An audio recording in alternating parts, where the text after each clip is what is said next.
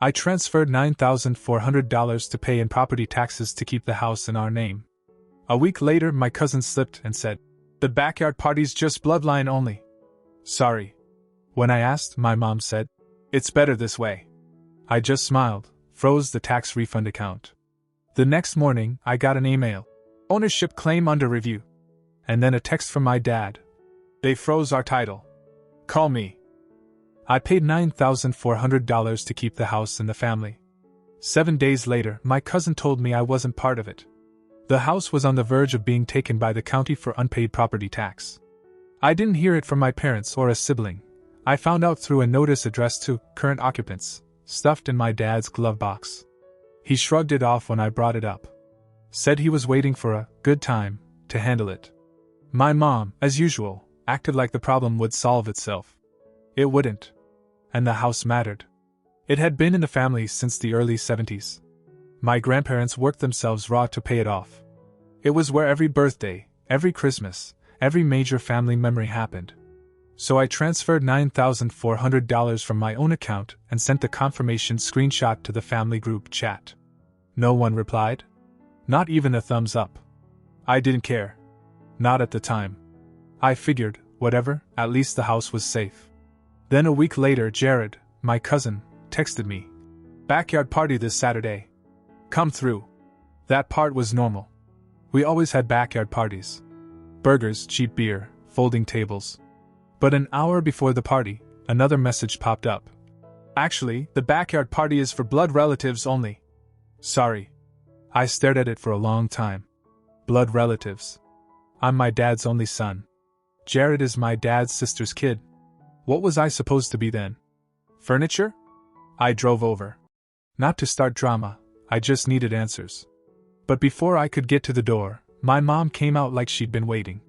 All she said was, "It's for the best." She didn't say who's best. I didn't reply.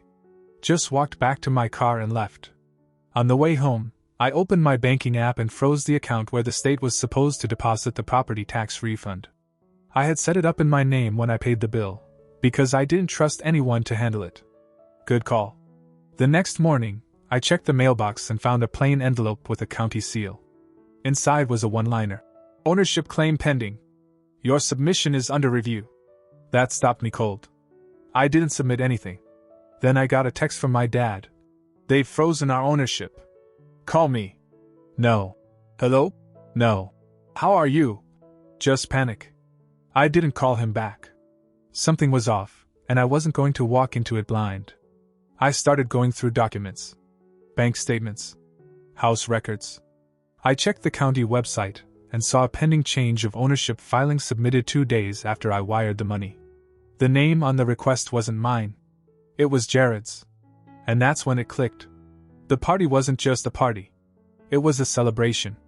They were kicking me out of my own bloodline because they thought they had already taken everything I'd saved. They were wrong. I let them sit in silence for 3 days. No calls, no texts, nothing. They tried acting like it was some kind of clerical mix-up. The group chat turned into a circus of half-baked excuses and fake confusion. "Anyone else get a weird letter from the county? Think it's just a delay in the system. Jared, did you maybe fill out something wrong?" That one made me laugh. They all knew exactly what was going on. They were just testing the waters to see how much I knew. So I stayed quiet. Silence makes people nervous. Let them talk themselves in circles. I was already 10 steps ahead. First thing I did was pull up every document I had. Payment records, timestamps, account numbers. I had it all saved, because I don't just throw money around without backup. I also had emails between me and the county clerk's office. And most importantly, I had a phone recording from the day I paid, where the woman on the line told me, "Once this is paid, the property remains under current ownership unless a claim is filed." Guess what someone filed 2 days later? Not me. The claim came from Jared. Same guy who told me the party was for blood relatives only. His signature was on the scanned copy the county posted under the Public Records tab. The signature was pathetic, rushed and sloppy, not even trying to look official. The address he listed as primary residence was the very same studio apartment I was renting to him. That's when it all came together. They thought they'd pulled it off. Jared had filed a transfer claiming he was the rightful heir, probably spinning some story about family approval. And no one challenged it because no one expected me to check. They thought I'd be too humiliated to fight back. They didn't realize who they were dealing with. Uncle Joe was the first to break the silence. He called me straight up, no text. I heard something's going down. You okay? I told him I wasn't okay, but I was handling it. He just said, good. You always were sharper than the rest of them. Then he hung up. That was it. No fake sympathy. Just respect. That's why I've always had time for Uncle Joe. That same day, I filed an official fraud report with the county. Not just an objection, a full challenge. Attached every document, every screenshot, every audio file. The case manager assigned to it replied within a few hours, saying the claim had been flagged and frozen pending investigation. Then I turned to the apartment. I'd been charging Jared $500 a month. That was a gift, and he knew it. The place could easily go for $850 with the utilities bundled in. I'd been cutting him a deal out of loyalty. He hadn't paid this month, which wasn't surprising. I sent him one reminder. Nothing. So I texted my property manager. Change the lock code. Post the eviction. Don't negotiate. 2 days later, the listing was live with a new rent price. I didn't even need to advertise. My inbox was flooded. First showing filled within hours. Jared texted the next morning. Yo, what's going on? I tried to get in the building. I'm locked out. Then another. I just need a few days. Come on, man. I didn't reply. You don't get grace from someone you tried to rob. Meanwhile, my dad called again. I didn't pick up. This time, he left a voicemail. Adam, listen, we didn't know about the claim. It wasn't discussed. Your mom is very upset. She's not eating. Right. Like guilt was going to change what happened. They had the party. They locked me out. They watched Jared file the paperwork. No one stopped him. I spent the evening drafting a letter for the county hearing. In it, I included a detailed timeline, documents proving my financial contribution, and a statement of intent to pursue civil damages if the fraudulent claim wasn't rejected. The last line I wrote wasn't legal. It was personal. I saved this home from auction with my own money. If someone wants to steal what I paid for, they'd better be ready to do it in open court. By then, I'd made up my mind. This wasn't going to be a quiet fight. This was going to be public. By the end of that week, the group chat had gone quiet. The last message was from my mom. We all need to talk soon. This is getting out of hand. No, it was getting real. The county called to confirm that my fraud complaint had been escalated. The woman on the phone was polite, but firm. She said the ownership transfer was on hold pending a formal review, and that the hearing would likely happen within the month. That was all I needed. I didn't tell anyone in my family. Instead, I started preparing for the next move. I'd been quiet long enough. So I drafted a mass email to every member of the family. No emotion, no begging, just facts.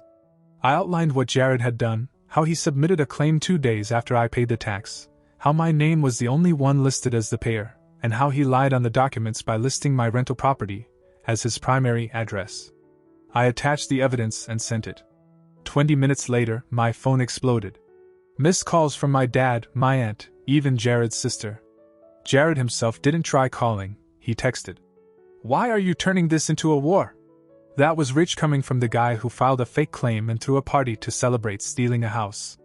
I still didn't respond. I'd already started something, and now they were scrambling. A day later, Uncle Joe called again.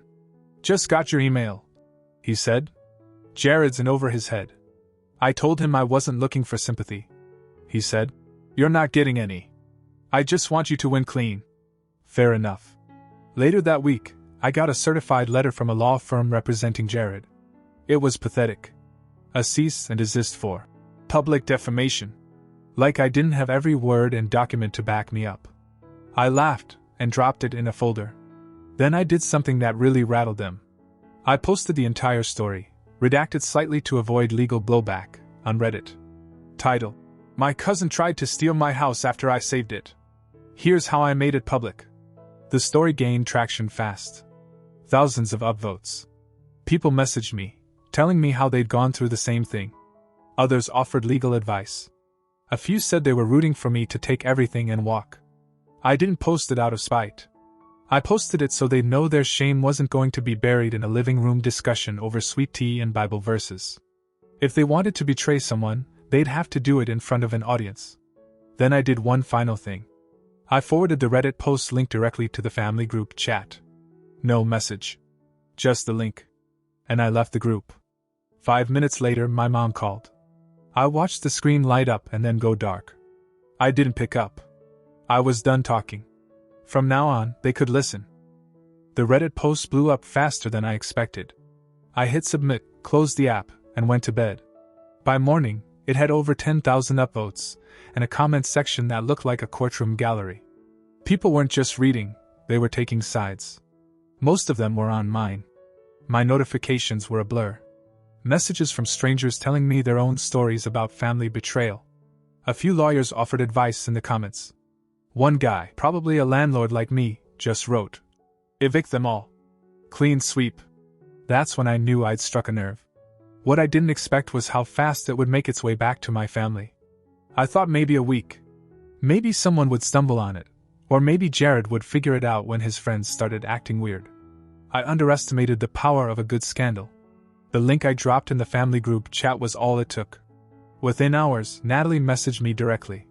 "Seriously? You posted our business online? What's wrong with you?" No mention of Jared filing a fraudulent claim. No mention of them excluding me from the party or freezing me out. Just pure panic that someone had turned on the lights. Then came the calls. First my mom, then my aunt, then my dad, all back to back. I didn't answer a single one. My voicemail filled up with the usual guilt slinging. "You're tearing this family apart. Your grandmother is devastated. Jared's job is in danger." Good. They wanted to dig a hole and bury me in it. They just didn't expect I'd claw my way back out and build a stage on top. Jared didn't even call. He sent a text. "You need to take that post down. It's ruining everything." I didn't reply.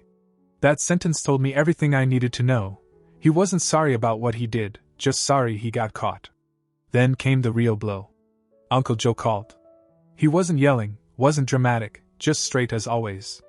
"Your grandma wants a word. Says she won't speak to anyone else until she hears your side." That meant something. She never takes sides. She's old school, grew up in a time when family meant sticking together no matter what, even if it meant swallowing dirt. So if she was calling me, she already knew something was off. I went to her house that evening. She sat me down at her kitchen table and said, "I read every word you wrote. And I believe you." I just nodded. She told me Jared had come to her crying, trying to get her to talk to me, to tell me to take the post down. He blamed everyone but himself. She said, "I told him to go look in the mirror." Then she said something I won't forget. "You gave them a chance to be decent. They used it to stab you. Now they're bleeding, and they want you to stop the pain." I stayed for dinner. We didn't talk much more about it. That night, the county sent me an official letter, hearing scheduled for June 20th, all parties required to attend. I started pulling together everything: documents, bank records, call logs, even the video from when I paid in person. I wasn't going into that room hoping to win. I was going in to bury every lie they told. Meanwhile, the Reddit post was still climbing. A local podcast messaged me asking to talk. I said no. This wasn't about fame. I wanted them to feel what I felt the second I read. Blood relatives only. My dad left a long voicemail the next night. His voice was wrecked. He said my mom wasn't eating, that Jared was being harassed online, that he couldn't even show his face at work. Then he said, "Please, we need to fix this before the hearing. You don't understand what you've done." I saved the voicemail and played it back twice. Not once did he say, "I'm sorry." Not once did he admit what they did. And that told me everything I needed. They didn't want peace. They wanted silence. I wasn't going to give it to them.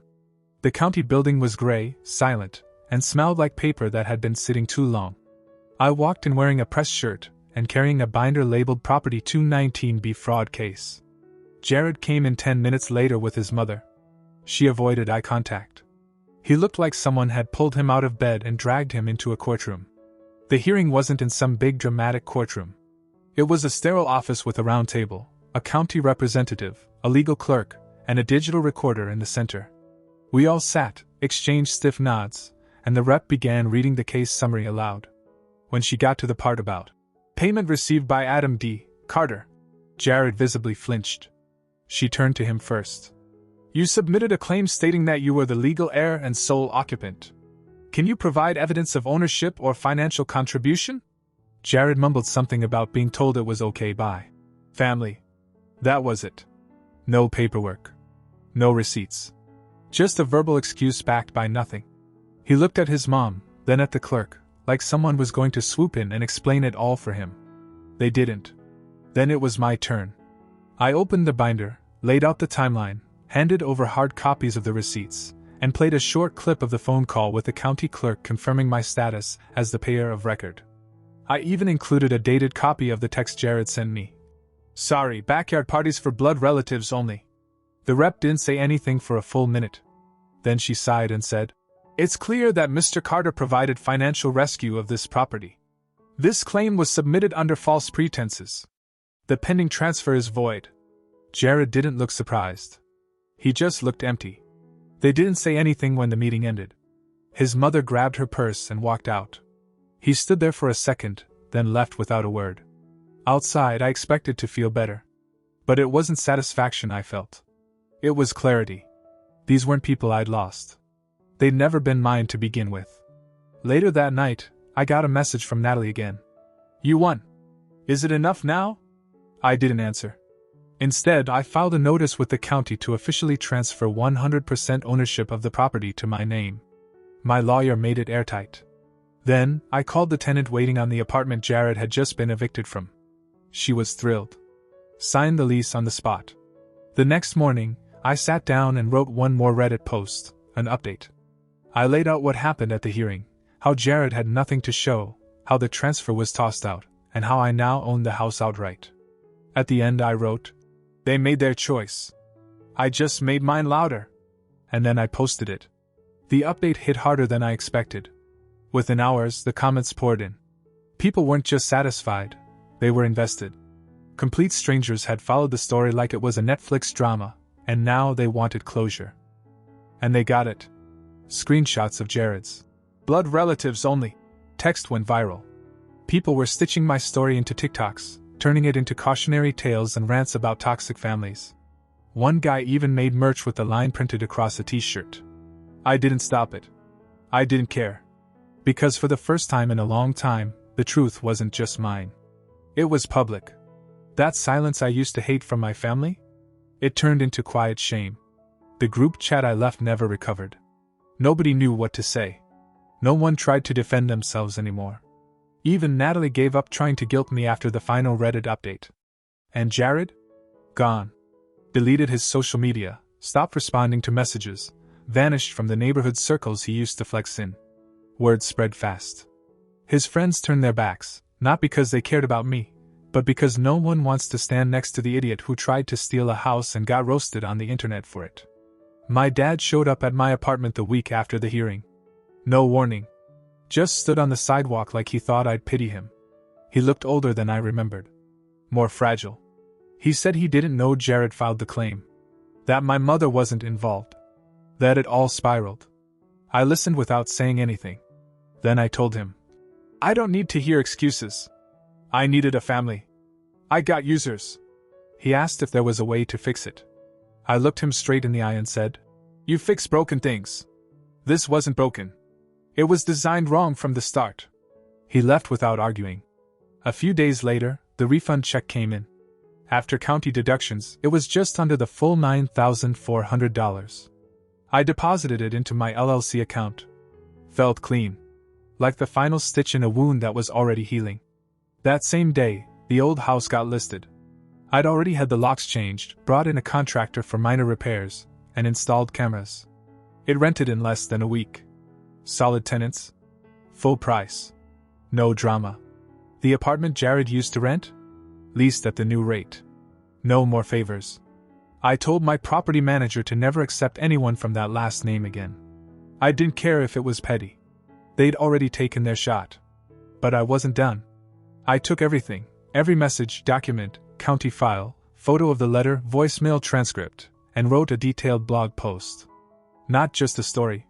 A full breakdown. Timeline. Evidence. A map of every choice and every lie. Then I emailed the link to the entire family.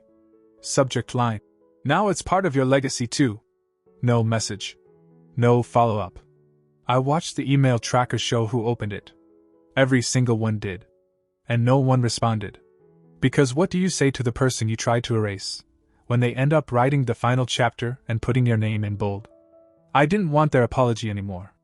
I wanted them to remember what I said once: loyalty without respect is slavery. They didn't listen then. They understand it now. It came on a Wednesday, plain white envelope, no return address on the front. Just my name, first and last, in careful handwriting I didn't recognize. The postmark was from a town 3 states away, one I'd never visited. I almost tossed it aside, assuming it was junk, but something made me tear it open. Inside was a folded letter and a name I hadn't heard in years: Elizabeth Carter. My aunt. My dad's older sister. The one no one talked about. When I was a kid, she used to send me birthday cards with $10 bills tucked inside. Then, around the time I turned 12, she vanished. Disappeared from holidays, no more cards, no more mentions. If I ever asked, my mom would just say, "She chose distance," like that was an answer. I assumed she'd cut herself off from the family. Now she was writing to me. The letter wasn't long. "Adam, I've been watching things unfold. I saw what you posted. You did the right thing. I know we haven't spoken in a long time, and I owe you an explanation. There are things you were never told. About the house. About your father. About the family. I left for a reason. If you want answers, come see me. It's time. Elizabeth." There was an address scribbled at the bottom, along with a phone number. I stared at it for what felt like an hour. Everything I thought I'd known about the family was already halfway undone. Now this? I texted her number. "Is this really Elizabeth?" She replied instantly. "Yes. Call me when you're ready. I'll tell you everything." I didn't sleep much that night. My mind ran wild. What did she mean? About the house. What had I not been told? The next morning I called her. Her voice was calm, but tired. Like someone who'd been holding her breath for years. "I wasn't the one who left," she said. "I was pushed out." I didn't even know what to say to that. She asked if I could come visit that weekend. I booked the flight that night. When I told Uncle Joe I was going to see Elizabeth, there was silence on the other end of the line. Then he said, "So, she finally reached out. You knew she was still around?" "I always knew. I promised her I wouldn't say a word. She made me swear. But maybe it's time." Now I was even more confused. What could be so big that she cut off contact with the entire family? Why did she trust me with it now, and not before? That weekend I landed in a small town where everyone knew everyone. Her house was modest, tucked behind rows of oak trees. She opened the door before I even knocked. We sat in her kitchen for 2 hours. And what she told me made everything else feel like the opening act. Turns out, the house wasn't supposed to go to my dad. It wasn't supposed to be a shared asset. My grandparents had a will, an original one, naming Elizabeth as the sole inheritor. She had cared for them both while my dad and the others dipped in and out. She took the night shifts. She made the medical decisions. They left her the house for a reason. But when they passed, the will mysteriously disappeared. My father and Jared's mother claimed there was never a formal document. My dad convinced the rest of the family to divide the assets, and somehow, over time, the house became the family house. Elizabeth didn't fight it. She walked away. She said trying to argue with thieves in their own court was a waste of breath. And now, years later, she was seeing it happen again, with me. But she still had something, a scanned copy of the original will. Dated, signed, and witnessed. She slid it across the table. "You want to finish this story?" she asked. "Here's your ending." Everything I thought I'd salvaged, turns out I had only reclaimed part of what was already stolen. And suddenly, I had the proof to burn what was left of their lies to the ground.